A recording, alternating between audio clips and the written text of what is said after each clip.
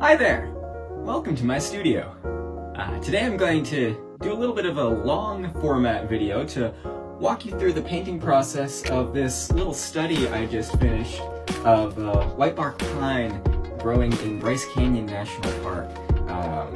This is potentially going to be for a larger painting, and I might do a couple studies like this one here, that one of the same general location, just to work out exactly what I want to create in a larger scale before I move to the big painting. So stay with me and we'll see how this came to be. I'm going to start by laying in the rock hoodoo in the background. In my reference, it was about the same size as the tree, so I've made it a little bit smaller so that the tree takes on more importance in the scene.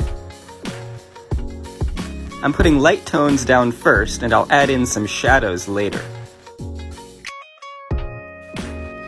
Next up is the generalized greenish tone of the foliage on the tree. Notice that it's not a super saturated green, it's sort of grayed down. The saturation will come later when I add more specific interest to specific spots on the tree.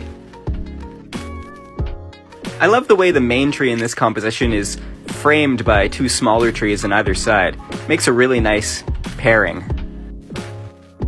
The sky is going to cover the remaining white space and give the painting context, so now I'm going to start laying in shadows. In this painting, all of the values are predominantly light, with only a little bit of shadow, so I laid the lights in first. If the painting was mostly being objects cast in shadows, I would have laid those shadows in first and then the lights in afterwards. Now I'm refining the shapes of the smaller trees to either side and some of the rock formations in the background.